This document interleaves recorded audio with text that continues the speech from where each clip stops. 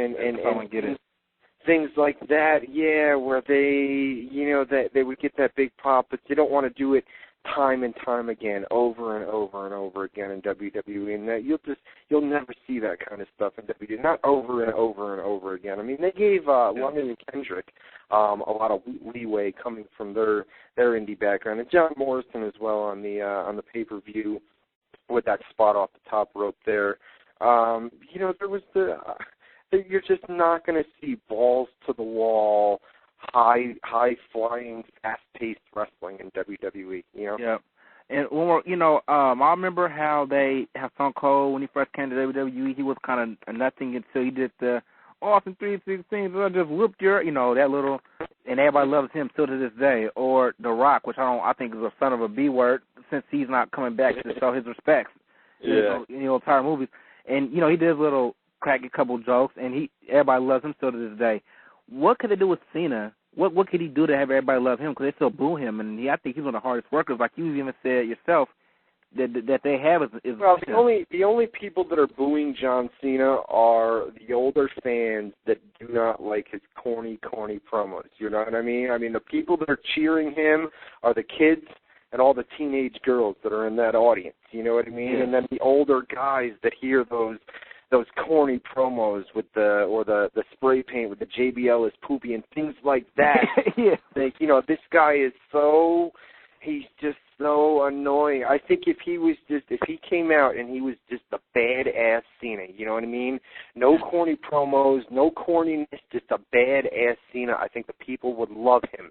They would eat him up, you know what I mean? Yeah, and in recent weeks, I'll give Cena credit. In recent weeks, I mean, some of his promos have been real solid, you know what I mean? And not over the top corny, you know what I mean? But you also have to remember that merchandise, you have to cater to everyone, you know what I mean? I mean, kids are the ones that are getting WWE T-shirts and WWE hand things that you put over your hand, the fingers and the, I mean, kids are the ones that go out and get that. So you have to market Cena towards both kids and adults, and when it comes down to it, a lot more kids are going to buy merchandise and T-shirts and those hand figure things, like I said, you know what I mean? Yeah, so if you ran, let's say you create a person, would you let him do what he's doing now, or what would you do to make the people, would you just leave him alone if you ran WWE, or, him, or would you do something else? What would you do to make fans to quit out their booing, you think, if you were telling him what to do? I would make him much more serious. I would have a really serious Cena in all of his promos,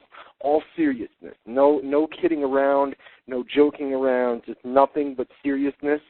Yeah. And I think the older fans, who are the ones that are booing him, would take after him and would like him a lot more, you know what I mean? Or turn him heel. Turn him heel for a little bit.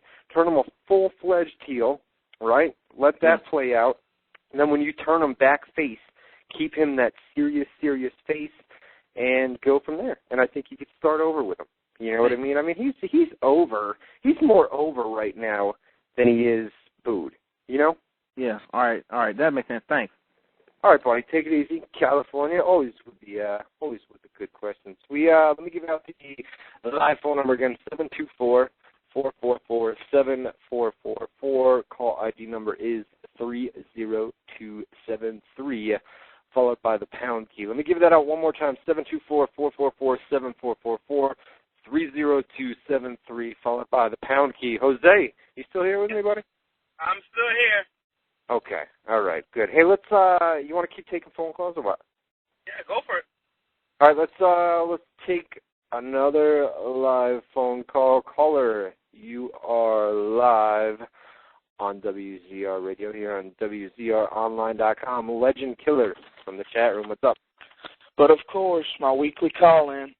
A weekly call. I saw you. Was that you calling me out in the chat just a little bit ago? Yeah, man. I was sitting on the phone. I was sitting on the phone waiting. I'm like, well, he might take my phone call since there's nobody else phone, and no one really cares about Raw because it's set anyway. But, yeah, but I'm just waiting. And then I got that idea from you blurting it out, so thanks for giving me that idea. Oh, yeah, no doubt. But, actually, one of the reasons I called in earlier was because you were talking about the WWE doing an angle next week where they send somebody out to the Denver Nuggets game. Mm-hmm. I thought it would be funny if they sent the Miz out there and like let him be inside and like let him call out like I don't even know anything about Denver. Just call out one of like the best players that Denver has or something. You know, I think they'll do something next week. You know, they've already got the media attention here over the past few weeks. They're going to let this play out at least for another day, and then you have to announce a new venue because you have to get tickets sold. Or if you don't announce a new venue, I think you just do it at a live event this weekend, like I said earlier. But I think, you know, they got the press that they wanted out of this. Oh, yeah, they got the mainstream attention they wanted, just like they always do. I mean, I don't see any way that they don't send at least a truck or at least something to the Pepsi Center next week. A lot like what they did with WCW way back when with DX. Yeah, something like that. Well, they'll go knock on the door or they'll say, prime time out there. Well, they'll send somebody. It may be a group of guys. I think somebody will be out there. They have to follow it up because everybody knows that next Monday Raw is supposed to be in Denver, so the media is going to be, obviously the media is going to be there. Everybody's going to be staked out. I mean, it's a big deal. This is a big deal. I mean, it's been picked up by ESPN. It's all over SportsCenter right before we came on the air at 7 o'clock, CNN.com. On their main headlines page up there has a story about it as well, and they just put that up before we came on. So this is a big deal where the media is really going to follow this closely, and by sending WWE talent there next week, at least to the site of Raw or to the site of where the game is going to be, where Raw was supposed to be, you've got to do something. You've got to do, and Vince will. You know Vince has got that. Definitely.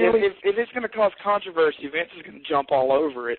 Well, you saw Vince last night. I mean, we put the video up on WZROnline.com of Vince where he was interviewed by the coach last night. He said they would do Raw in an empty parking lot somewhere if they needed to.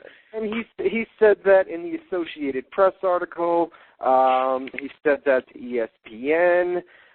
So there's no doubt, and you could tell last night by his attitude. I mean, that was taped in the. You could see it was in the production truck, taped after Monday Night Raw, and you could see that he was clearly agitated by the whole thing. I mean, he wasn't.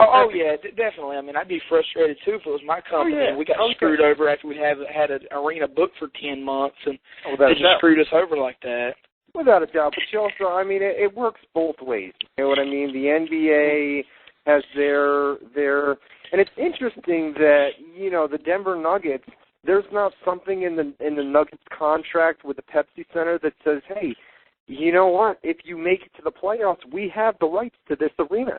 We are the main feature. We are one of the main features at this arena, 60 games a year.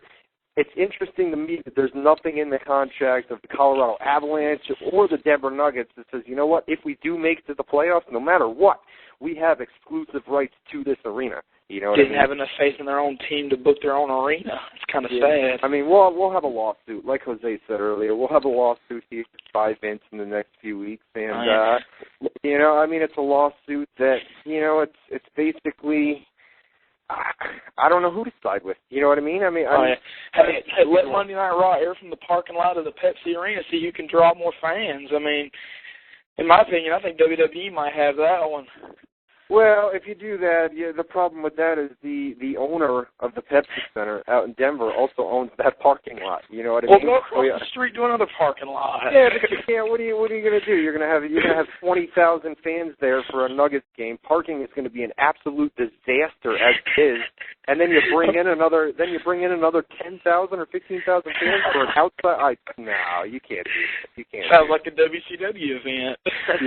Yeah, outside, outdoors, no doubt. But then no, they'll find a new location. I mean, my feeling is it'll be a house show over the weekend. If not, then they'll. I don't know if you've ever actually been to a house show. They're going to have to do a whole lot more work because I went to a house show in Greensboro last year, North Carolina, and Oh, they didn't have the stage. There was but they don't bring their trucks. I mean, they only bring one or two there was trucks. a curtain, which John Cena tore down, by the way, when he was coming out jumping around like an idiot.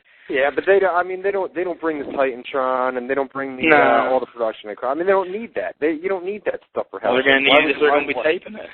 Well, yeah, they obviously they would need to